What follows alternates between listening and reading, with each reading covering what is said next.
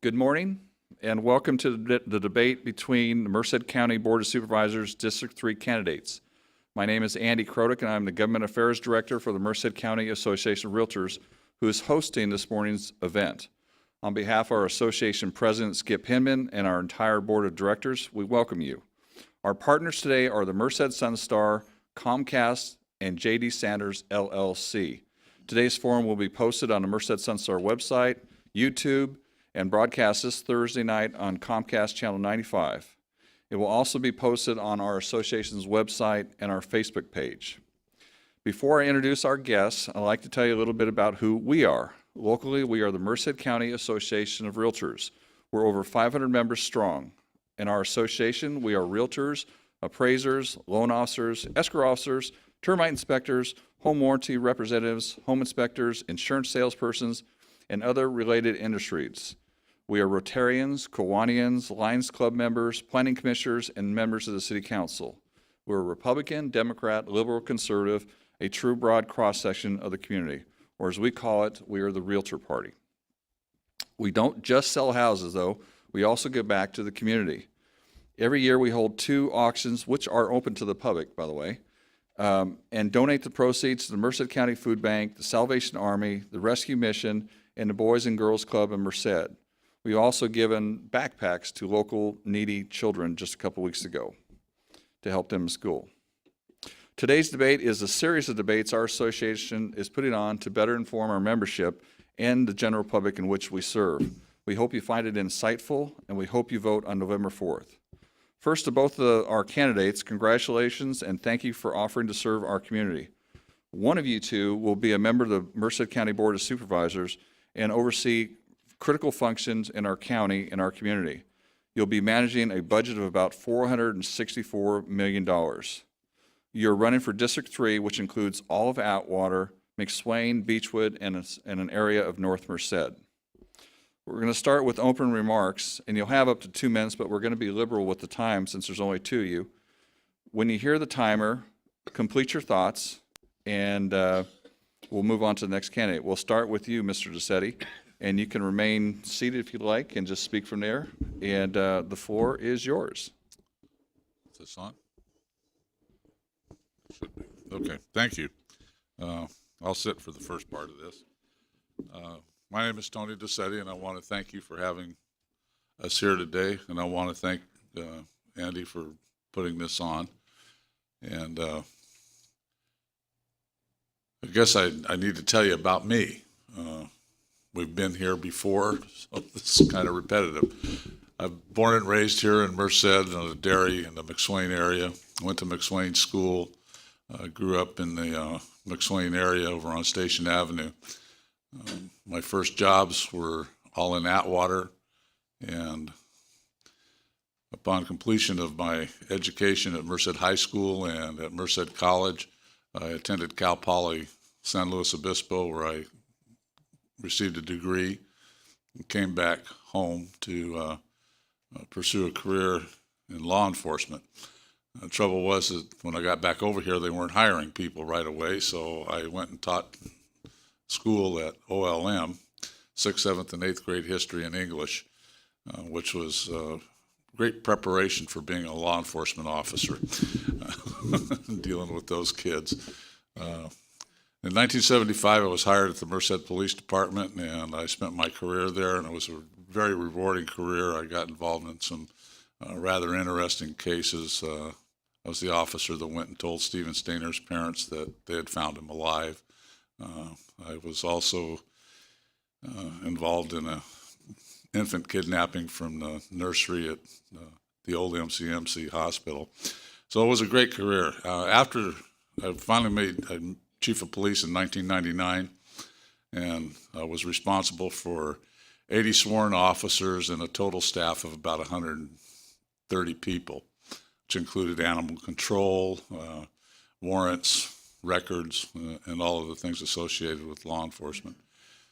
The budget was about $14 million, and the budget preparation started the day on July 1st when the budget was passed. We started working on the budget for the next year right away.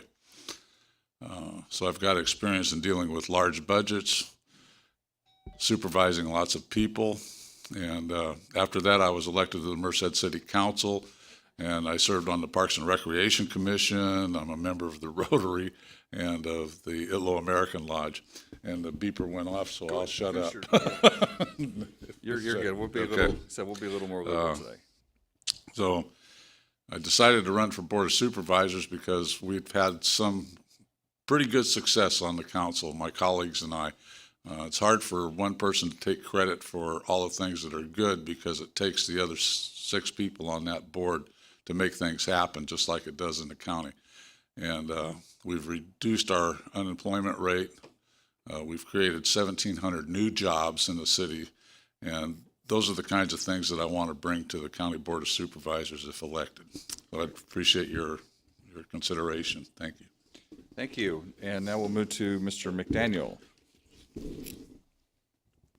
First of all, yeah, thank you, Andy. Thank you, the Board of Realtors, for doing this. My name's Darren McDaniel, and I am the candidate for Merced County Supervisor District 3. I'd like to tell you a little bit about myself. Got recruited right out of college and went to work for Gallo Winery. Field marketing. Great job. Wasn't my intention. Car broke down. They offered me a company car. I took the job. I actually went to high school here I went to high school here in Merced, went to Merced College, and went to Stanislaus State, where I was recruited by Gallo. Worked for Gallo for 5 years. I think I learned more with my experience at Gallo than I've learned from anything else. In fact, it's a common thing that I like to say is that the first 2 years in Gallo, I learned more there than I ever learned in college. From Gallo, I was actually recruited again by Anheuser-Busch Wholesaler, which is Delta Brands, which is a sister company of Sierra Beverage, which was here in Merced. Worked my way up. Robert Stewart, who hired me at that, made me start at the bottom. I had to merchandise. I had to go fill the shelves. Never got to drive the truck. That was always my intention, but I never did get to drive one of the big trucks. But worked my way up to Director of Marketing. So had my budgets there that I had to manage. From there, I saw a niche in the market. Wasn't really my cup of tea working for somebody else. I'm an entrepreneur. Started my own business. I've been running my own business for 14 years. It's called DB Mac Incorporated. The niche in the market where I saw lacks in safety in serving adult beverages, beer, at fairs and festivals. So I started a business doing that. Every employee that we have has to have a certification, either from the Alcohol Beverage Control or from Anheuser-Busch has a training as well. So we went for the 14 years there. I had the opportunity to meet my current boss now when I coached his son in basketball. When I was coaching his son, he would see me at different things. High-speed rail came through and did a series of presentations here in the Valley, and I happened to be hired, my company, DB Mac Incorporated, was hired to do the stage production for those presentations. So the congressman and I would see each other at these events as we're crossing, and he's like, we never talked to each other about our professional business. We just talked about being dads and having our sons and basketball. So as he started seeing our paths cross professionally, he wanted to know a little more about what I did. So in essence, he was carrying the bill that started the Gold Star license plate. And I'm sure everybody here is aware of the Gold Star license plate. The Gold Star family is the families who lose a child in war. So the congressman wanted to honor them and identify them so as people could see this Gold Star in their license plate, we could thank them for their commitment and their sacrifice. The problem was, to do with the license plate, it costs a lot of money. So he hired my company to do a country western concert to raise enough money so these Gold Star families could have the Gold Star license plate. I sat down, signed the contract, did everything. After my first meeting with the Gold Star families, I couldn't take their money. For what they've done for our country, and for what they did and what they gave, I had to rip up that contract. I could not take money from these people. So from that point on, I did the country western concert. It was a huge success. Gold Star family got to be there. They got to enjoy themselves. We got to honor them instead of making it a sad occasion as it always is. Thereafter that, Congressman Denham hired me to be on his staff. For the last 5 years, I've had the pleasure of working for 2 congressmen and 2 state senators. When I decided to run for this position for supervisor, I was under the impression that Lynn Davis was not going to run. I started my campaign ahead of time. I had no business taking out the incumbent. When I decided to run and got it going, I found out later in the process that he was going to run. It was too late to turn around. I had already raised the money. I'd already started the campaign. And the reason I'm running is because I feel like we need young leadership in this county. We need to move forward. Thank you very much. Okay, thank you. Okay, we're going to try and stay within the guidelines, I guess, of the time. We have 2 minutes to respond. We're going to talk about, we did this last week and I thought it worked out good, so we're going to talk about resumes. We're going in alphabetical order, so I'm going to start with a question to Mr. McDaniel, and then before you get a chance to answer it, I'm going to go right to Mr. DeSetti for his question. Mr. McDaniel, Tony DeSetti did have a distinguished 30-year career as a law enforcement officer, including chief of police for the city of Merced, where, as he said earlier, he managed 80 sworn officers and a $14 million budget. Now he's one of 7 elected officials on the Merced City Council, where he manages a $94 million budget. In these tough economic times, couldn't one point to his experience as the best to take on that $460 million budget? And to you, Mr. DeSetti, Darren McDaniel is currently a field representative to a sitting United States congressman.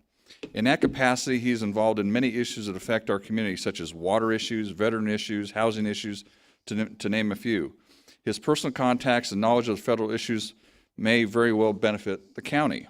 In addition, he's unique in that he has signed both sides of the paycheck, being an employee and being the employer. Isn't his experience the best to make him best qualified for the job of District 3 Supervisor? And so we'll start with you, Mr. McDaniel.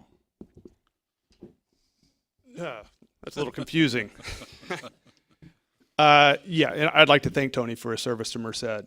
You did. You served the community of Merced well as a police chief, as a police officer, and as a sitting councilman.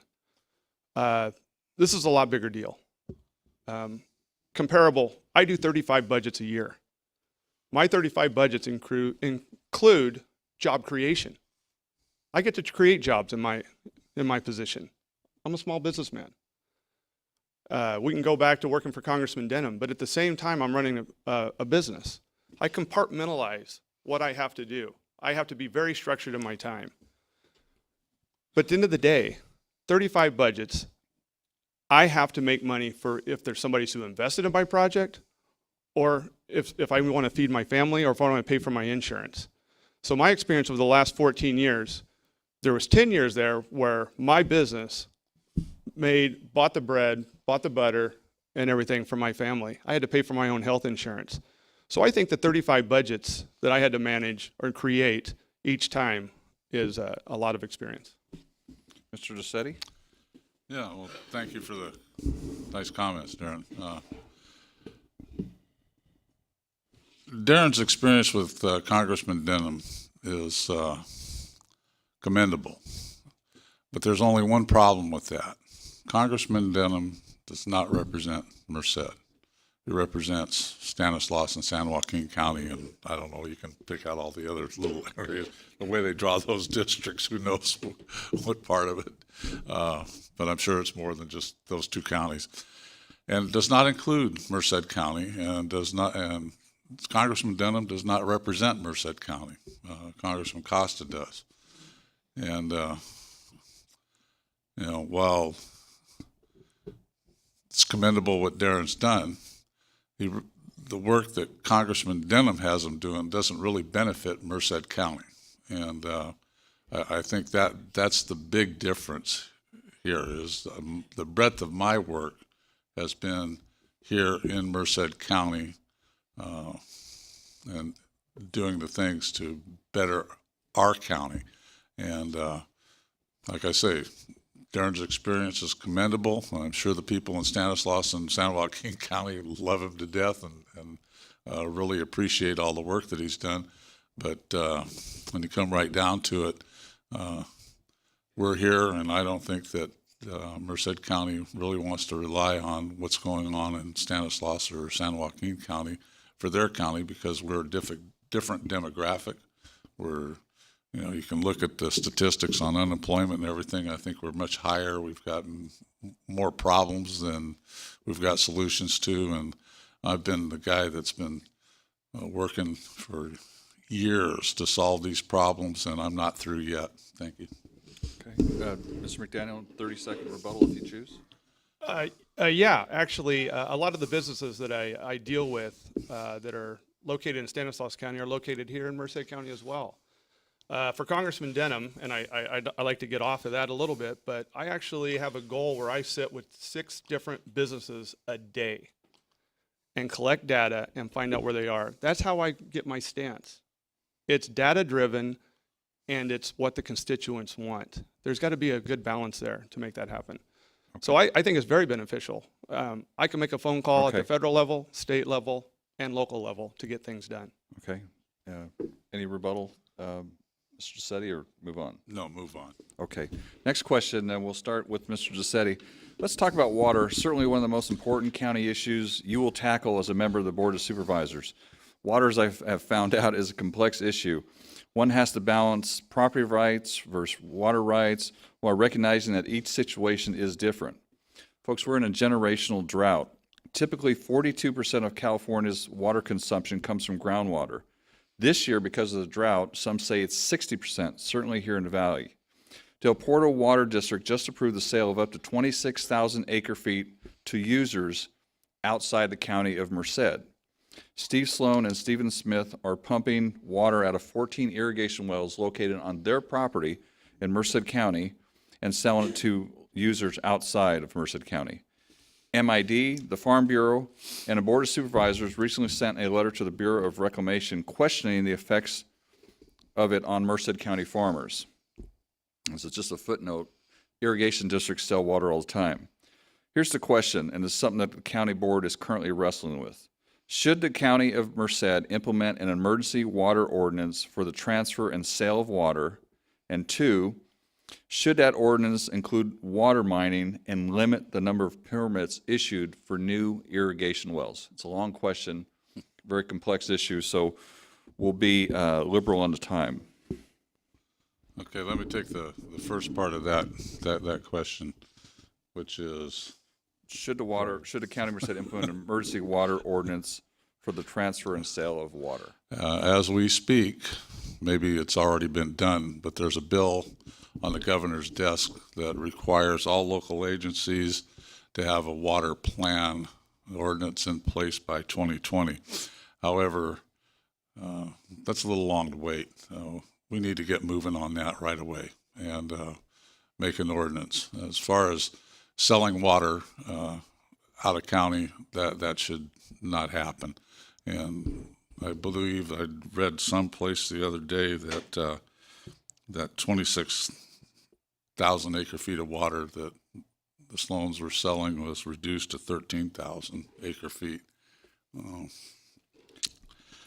I don't think that we ought to have a moratorium on domestic wells for houses, for residences. I don't think that's beneficial. I do think that we really need to look hard at agricultural wells and pumping, because when they pump major amounts of water that affect the aquifer. So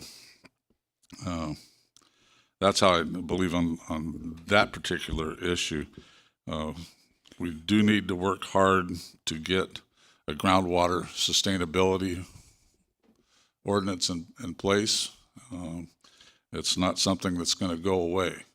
The sad part about this water situation is this is something we should have been talking about 10 years ago, not wait until it's on top of us in this major drought.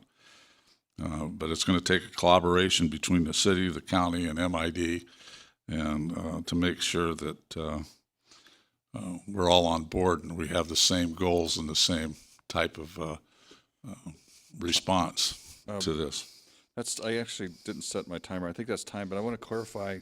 Governor Brown did sign the legislation that takes effect January 1st, that says within 2 years, the local planners have to create a groundwater sustainable agency, and then within the 5 years, they have to have a plan in place for managing wells. So going back to the question, Mr. DeSetti, should the County of Merced implement an emergency water ordinance for the transfer or sale of property? Your answer would be a yes? Yes. Okay, Yes. and I'm hearing that you don't think we should limit the number of permits issued for new irrigation wells. Domestic wells are exempt under the legislation, but for irrigation wells, you think we ought to look close at that? Correct. Okay. Yeah. And then, okay. Anything else you want to add? Just that the proposition that the governor signed, I believe, has a $100 million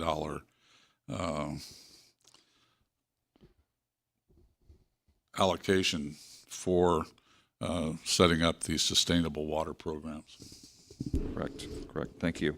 Okay, Mr. McDaniel, do you want me to reread the question, or do you got it? Yeah, let's reread it, please. Okay. It's pretty complex. Well, it took me a while to read it or write it. Should the County of Merced implement an emergency water ordinance for the transfer or sale of water? Should that ordinance include water mining?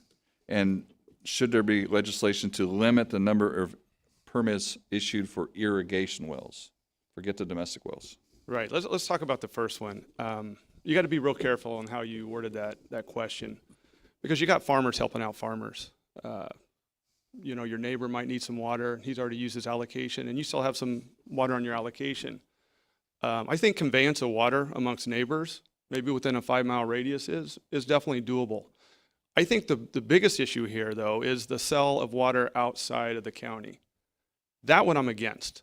Hub Walsh and John Pedrozo are right now working with a consultant, and a very good consultant, putting together a ground ordinance for that type of issue.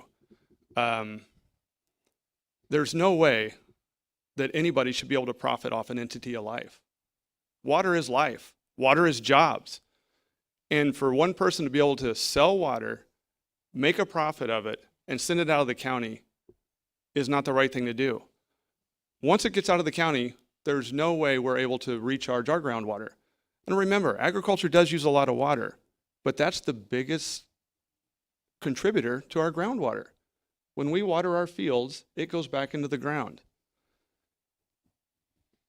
So so should the County of Merced implement an emergency ordinance for sale, transfer of water? Yes, and they're currently working on that now. Okay. And you have the right guys involved. And how about the limiting the number of permits issued for drilling new irrigation wells? No, No. I am not for that. Number one reason is because water is jobs. You stop drilling wells, you stop pumping water, trucking stops, picking stops, everything stops. Okay. Mr. DeSetti, any follow-up or move on? Just real quick, you're not going to get a real hardcore debate out of either Darren or I on this one, because I think we both agree on what needs to be done here. Water is jobs, and like Darren, I think that if I have a farm and he has a farm and my allocation's up and his not, we can talk and I can buy water from him or however we want to work it out. But here's the bottom line on that. We take care of Merced County residents because Merced County, his farm and my farm employ people that work and live here. So we want to keep our economy rolling, and I think this is a good way to work in partnership with each other. Okay, but Mr. McDaniel was against cutting off permits. You were somewhat open to that idea of limiting the number of irrigation permits? Yeah, but I think you really need to study that first, because I know that we're up to 60% now, but this is an odd year for that kind of thing to happen. We need to really study this issue about what's going on underneath our feet in the groundwater situation. Okay, great. Thank you. Any brief follow-up? Yeah, and I wanted to touch on the thing with Governor Brown and getting this stuff. We already have two organizations working together to create a groundwater plan. And to create a groundwater plan, you have to have all stakeholders at the table. And so you can't talk about groundwater without talking about surface water and everything else that's involved. We got to look. Right now, we're in a drought, and it's a third year of our drought. When we have a capacity of 5 years water storage, but it's the unimpaired water flows going out to the ocean that has caused this drought right now. And as long as we let that water run out to the ocean, it's going to affect our groundwater issue because we don't get a chance to recapture it. Right, thank you. Okay, back to Mr. McDaniel. We're going to talk about a quality of life question. The Merced County Sheriff's Department, from which one of you will be funding, has 300 employees. 144 of them are sworn officers, but only 44 are patrol officers. Okay, it makes for long response times to the real rural areas, you know, that are in the county. Last week in this room, both candidates for sheriff indicated that 44 patrol officers was not acceptable and was insufficient. With much of your district being in the county, how can you as a member of the board convince your peers to increase that line item, and where's that money going to come from? And we'll go to you, Mr. McDaniel. Well, no, I'm not sure where the money's going to come from. We have to look at it. It's very complex and where we can come up with it. But I did do a ride along with the sheriff's department, and I rode with a rover. And we went from Delhi to Snelling to Beechwood to Atwater continuously throughout the whole night. I started at 7 o'clock and I got done at midnight. And it was unbelievable what these guys had to do in their response time. I commend them. They did a great job with what they had, and we had the pedal to the metal the whole time everywhere we were going, but in order for him to get there. But like I've said right from the beginning in my campaign, you can't talk about economic development without talking about public safety. You have to have public safety. If we want to bring investment and money into this community, or if we want our business owners here to expand, you have to focus on a safe community. If you don't have that safe community, you're not going to bring the investment. So hand in hand, for economic development, we have to improve our public safety. Okay, Mr. DeSetti. Yeah,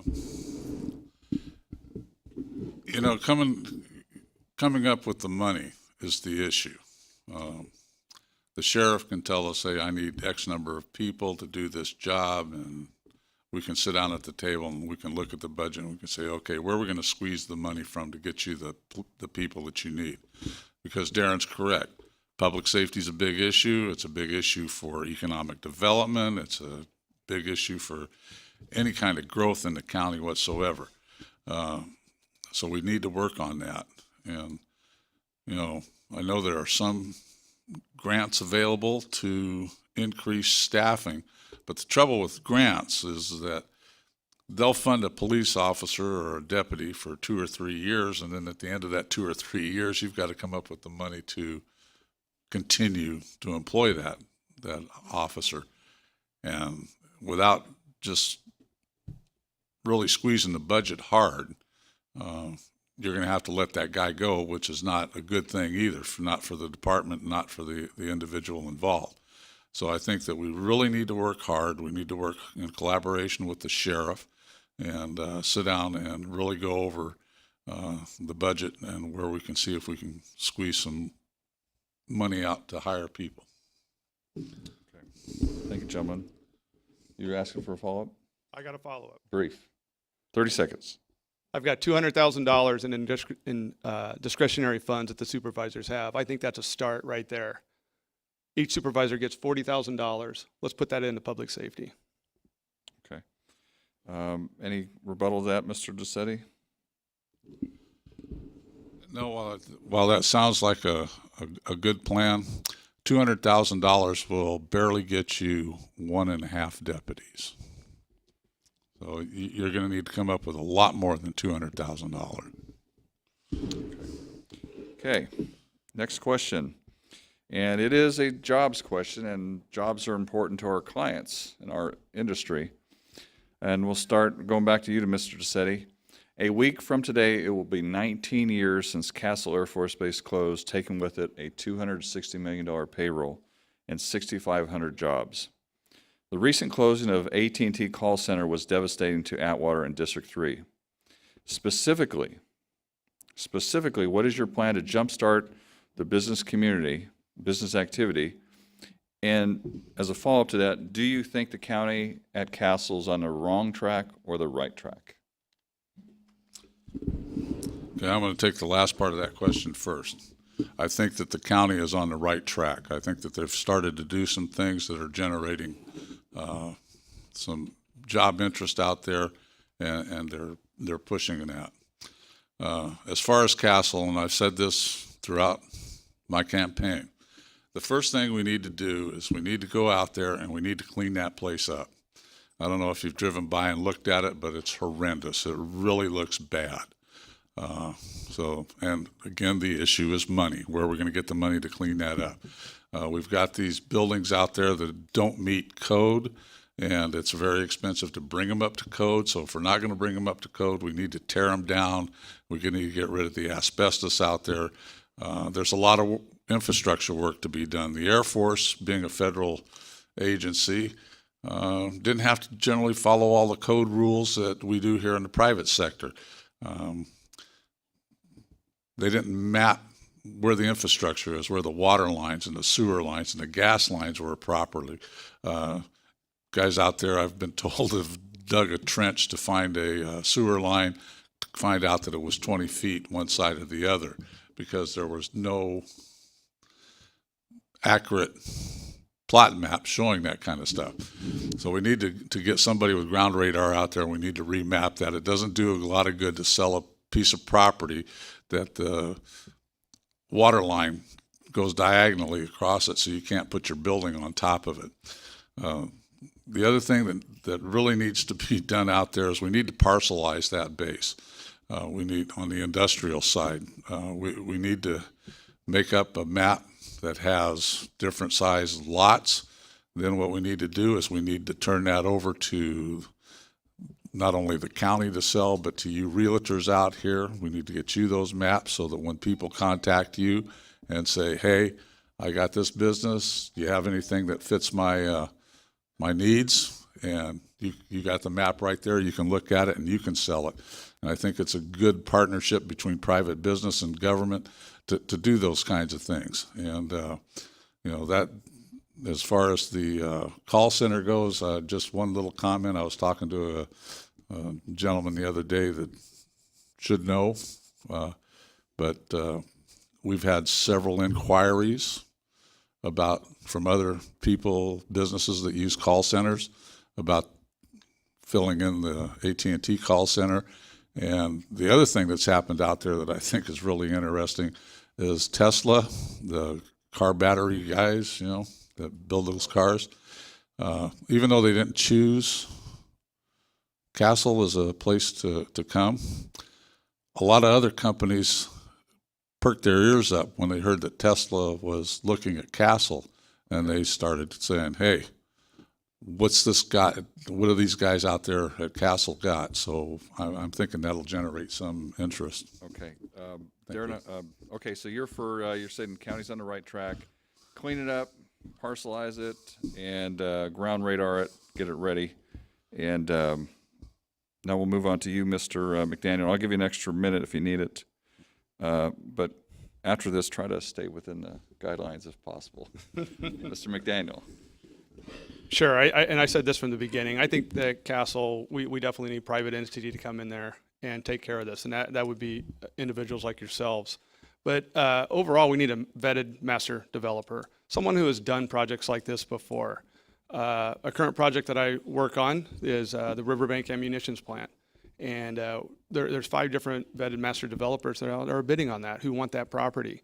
And once they take it over, it becomes a profit incentive. Right now, the county has it. And I'm not saying they're going in a bad direction or right direction. I think they're doing the best that they can right now. And that's important. But at the same time, what is their incentive to get it done? There's no incentive. They're going to get their government salary, whether they sell it or not. Whether that building gets filled or not, it's going to be the same thing. They need incentive, just like you folks. I've worked for 100% commission before. You get hungry, you get your work done, you get jobs, you get out there and you make it happen. So if we bring in a vetted master developer, somebody who has done this before, that showed the experience, they come in who has the money to take care of the stuff that needs to be done out there so they can turn a profit of it, it'll get done. It'll get done a lot faster and a lot better than what we can do with government. Okay, thank you. Before we go to Ernie Ochoa, I got one more question. It's a brief question, but I'll go back to you, Mr. McDaniel. It's important for a supervisor to have a good and frequent dialogue with the cities in his or her district. Yesterday, City Manager Frank Petro, City Manager in Atwater, indicated to me that he has not met with the current supervisor, Lynn Davis, in over a year. If elected, will you commit to have a relationship with not only the city manager, but also the elected officials in Atwater? Absolutely. I've committed to that since when I began running. If you look at my brochure right now, it has my cell phone number, and many folks have reached out and talked to me. It's about open government. Currently, right now in my position, every day I'm sitting down with elected officials and working things out, making things happen. It's got to be an open door policy, and we got to open up government for that. Frank Petro right now, we have a lot of discussions, lots going on. I've been able to help him out with introducing him with Ismael Herrera out of Fresno State, who's a grant writer. He doesn't write the grants, but he teaches you how to write the grants. And the other situations, I'm in communication with Anthony Canella, Adam Gray, everybody on a continual basis. That's my job. I'm doing that now. I'm working 50 to 60 hours a week doing that now, communicating with the public, constituents, electeds, and everybody else. I will continue that. I am looking forward to the day that I can resign from Congressman Jeff Denham and say I'm working for the county of Merced, representing you here, working those kind of hours for you. Thank you. Mr. DeSetti. Absolutely. I meet with, like Darren, Adam Gray, Senator Canella. I meet with other council members. I meet with other city managers. I meet with the County Board of Supervisors and their staffs on things that have mutual interest to both the city of Merced and the county. As far as what goes on in Atwater, I would plan to have public forums once a quarter where to bring the staff to the people in Atwater or McSwain or Beechwood, wherever we need to meet, so that people didn't have to stop their work day. These could be in the evenings where they can address their issues directly to the people that can help them get them solved. I would attend council meetings and brief the council and the city manager on items that affect the city of Atwater, and would collaborate and advocate for whatever they needed at the state and the county level, and even at the federal level. Great. Thank you. Now we're going to go some questions from the field. Mr. Ernie Ochoa, past president, has the microphone. Do you have somebody who wants to ask a question, or would you like to ask a question? Thank you, Andy. I think I will start with the first question today. And my question is, currently our District 3 supervisor lives within our district. And how important is it to you guys, if you get elected, to complete your job and fulfill your duties, to live within the district? Is that something that's important to you, or not important? Are you speaking specifically in the Atwater area? In the Atwater area, yes. Okay. And Yeah. Just I know one of the candidates does live in our district, and the other candidate does not live in our district, in the District 3, which they're running for. Actually, District 3 is 60% Atwater, McSwain, Beechwood, and a little tiny bit of North Merced. So actually, both candidates do live within the district. One lives in Merced, one lives in Atwater. So who's the question for to both of them? Primarily for Tony Dosetti. Okay. Tony. Mr. Dosetti. Okay, first off, I do live in the district, and I think that you need to look at this differently than you do a city election. I live in a district. It's a district election. It's for the county. It's not for the city. The city of Atwater has its own council, its own mayor, its own city manager, its own police department, its own fire department, and the county does not run that. The city does. So I find it very interesting that people say this is an Atwater seat or this is a McSwain seat. I don't believe that. I believe it's a district seat. And if Darren lives in, he doesn't live in Atwater in this race. He lives in the district. I live in the district. Lynn Davis lived in the district. You know, to run for this office, you have to live in the district. So I think we need to start separating the county from the city. You don't want a county supervisor walking into your city council meeting trying to tell the council what they should be doing or what they shouldn't be doing. You're there to help advocate, communicate, collaborate with them on their issues. And that's all I have to say, you know. And the district does include a portion of Southwest Merced as well. Okay. Mr. McDaniel. Well, I do live in Atwater, and I think it is important because if you look at the outlook of the board right now, we already have 2 board members that are from Merced representing the county. We have one from Snelling and then one from Los Banos. I think Atwater needs a seat to the table. It's the second biggest city in the county. It needs representation there. I shop in Atwater. I eat in Atwater. I get my gas in Atwater. My kids go to the Atwater schools. I absolutely think it's important. Our current police officers took a 22% cut in their pay to balance the budget in Atwater to make sure that the city still existed. I supported Measure H. I voted for Measure H. I supported those guys. It is a county seat, but I think Atwater needs the seat at the table. And that's a good question. Thank you. Okay, thank you. Any questions from the audience? I'll start here to my right. This is Kim Rogina. She's a Realtor member of our association. Hi, I was curious, we talked earlier, or you talked earlier about the discretionary fund for the $40,000. And where would you spend the money, Mr. Dosetti or Mr. McDaniel? Would you like to expand more about the filling the, or adding sheriffs to the, or, you know, with the additional 40,000 or 200,000? Okay, discretionary funds. Each supervisor is given $40,000 a year. Mr. McDaniel indicated towards public safety. Mr. Dosetti, where would you spend your portion or advocate? I would open it up to the district and people that needed help could apply for the money, and we could put it before the board, and the board can vote on whether it's appropriate or not. Some of the things that's been done with the money in the past is that I believe there was a remodel done at the Veterans Building in Atwater. I think some money might have gone to youth programs and things like that. So it's mostly there, I think, to assist in those kinds of issues where the money's short, which is quite a bit lately.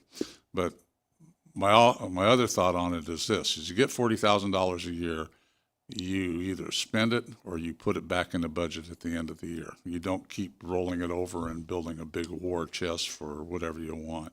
And I know that, like for instance, in the Beechwood area, they don't have a place to meet.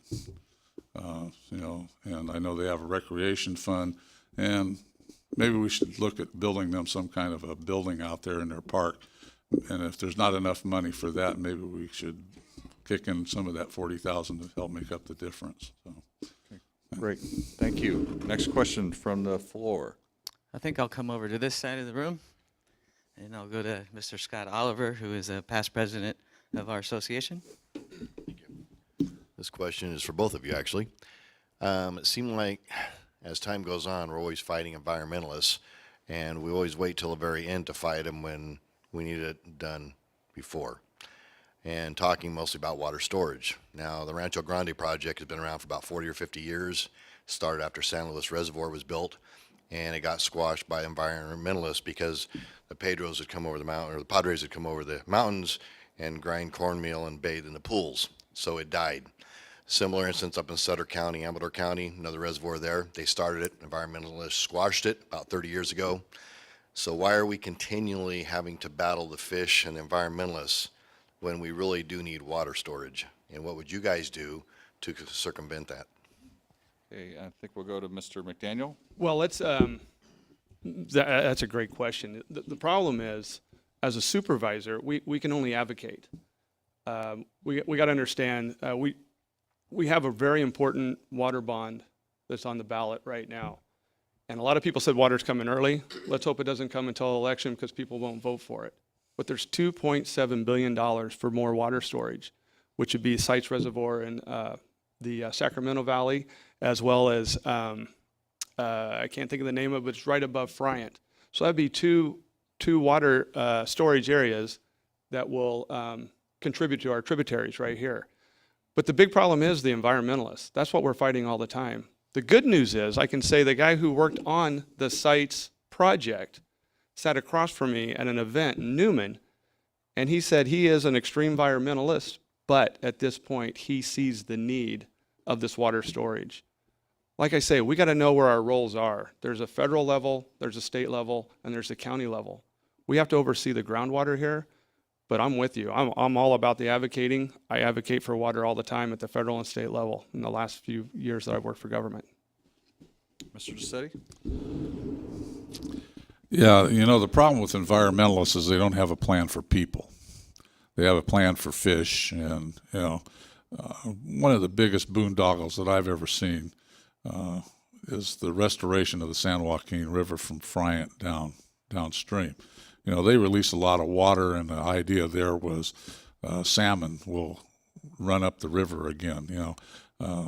There hasn't been a salmon that ran up that river in 60 years. I don't know how the salmon's going to remember to go up that river. But the problem is exactly as you stated, the environmentalists, they're worried about fish, they're worried about salamanders. Our UC was dependent upon fairy shrimp. So the real concern I have is enough water released to combat or keep the balance of the salt water intruding into the San Joaquin Delta that destroys all those farms. As far as raising the dam level, building new dams, we need to do that, and we need to do that as soon as possible. So that's where I'm at on it. And I think that the reason that we have to battle the environmentalists all the time is because they're very rich, they're very influential in Washington, D.C., and I don't know what you can do except, like Mr. McDaniel said, advocate the heck so that people listen to us rather than them. Okay, I think Ernie may have time for one more question. I do. I'm going to go to the center of the room here to Carol McCoy. Good morning.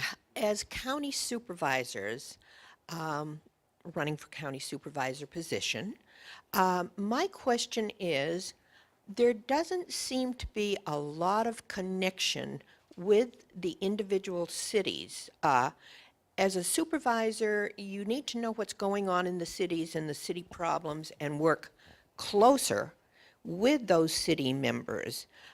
What is your feeling on that? Because I feel a big disconnect between the county supervisors and the city governments. Can you fix the disconnect, Mr. DeSetti?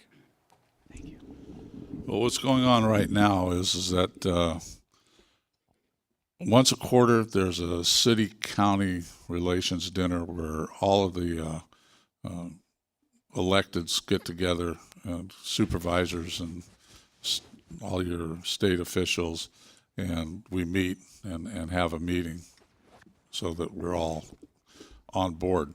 But it really takes more than once a quarter, and each county supervisor should be attending their largest city's city council meeting and bringing that information back and sharing it with each other. Other than that, I don't know what we really could do to fix the appearance of a disconnect. I think part of that problem is that you have cities that are responsible for their specific jurisdictions, and you have the county which is responsible for their jurisdiction, and you need to collaborate, like I said, and communicate those needs back and forth to each other. Okay. It's very interesting you say that because I know there is a lot of collaboration, but I think a lot of it is just maybe the communication of people allowing you, the constituents, to know. I don't know if you guys follow me on Facebook, but my Facebook, you can see all the meetings I go to. Right now, it's very important. It's not just a once a time where we go have dinner with each other. It's got to be meetings throughout the day. It's not a 9-to-5 job.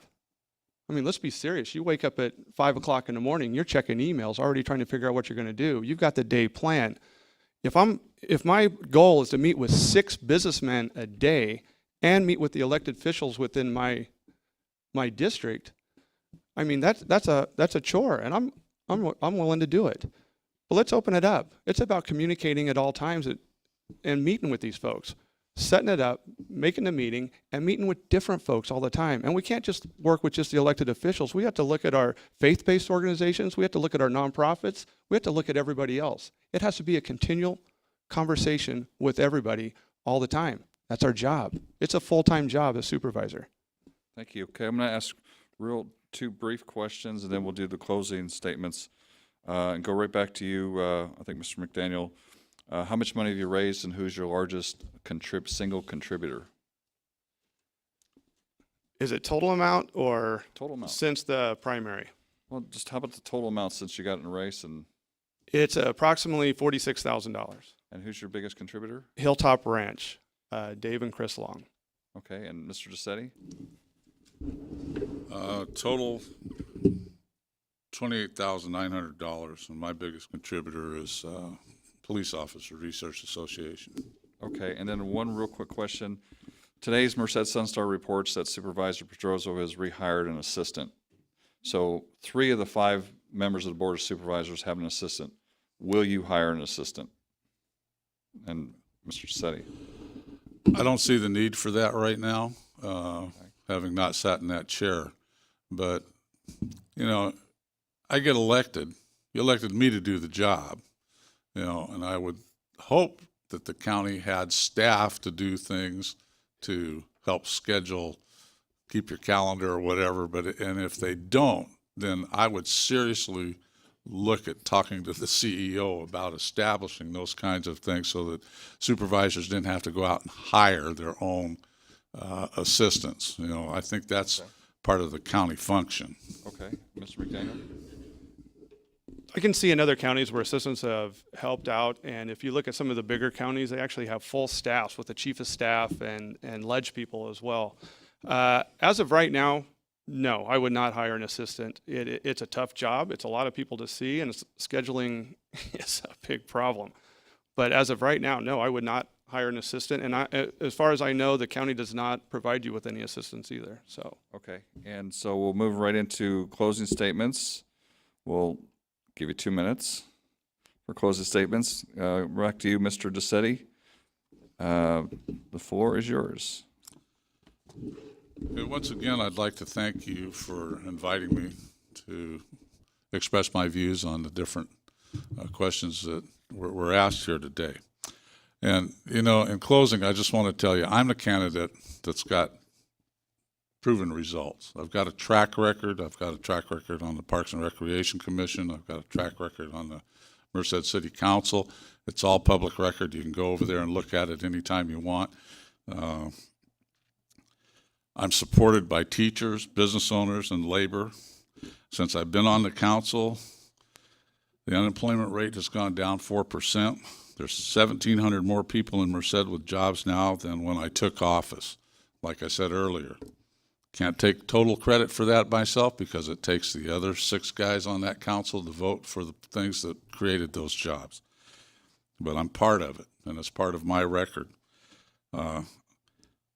I volunteer my time to this community, Kiwanis, Elks Club, Itlo, Rotary.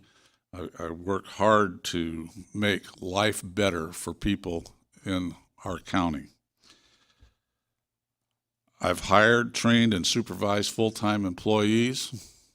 I've budgeted for them.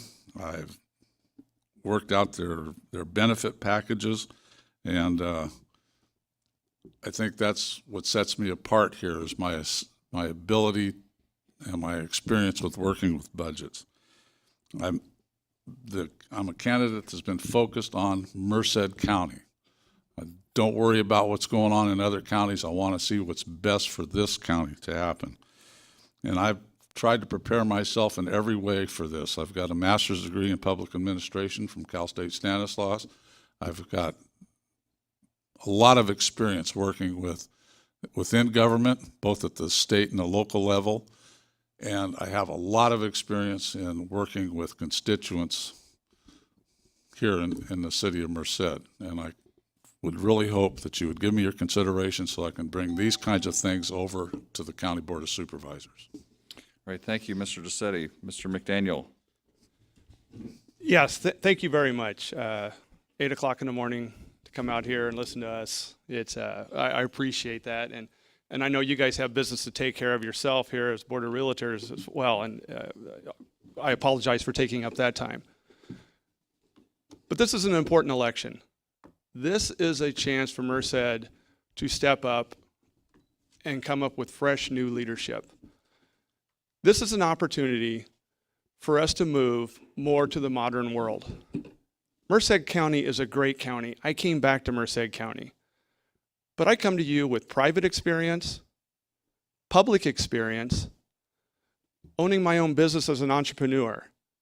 You can't tell me no is not an answer to me. I will figure it out and figure out a way to get something done.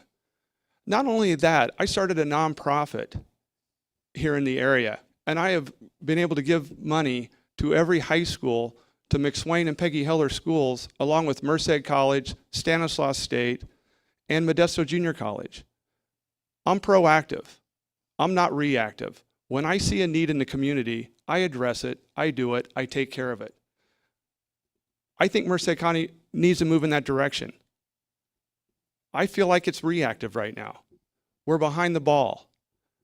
I want to get in there. I want to be proactive, not reactive, and make it. I am the best candidate for Merced County Supervisor in District 3. Thank you very much for coming in today. Okay, thank you, Mr. McDaniel. And that concludes our debate for today. On behalf of our president, Skip Hinman, and the entire board of directors, we hope that you found today's debate insightful, and we hope no matter who wins that you'll come back and continue to have a dialogue with us. As a reminder, next week we'll conclude our series of debates with a debate between Congressman Costa and his challenger, Johnny Teixeira. Now, finally, how about a round of applause for our candidates? Thank you.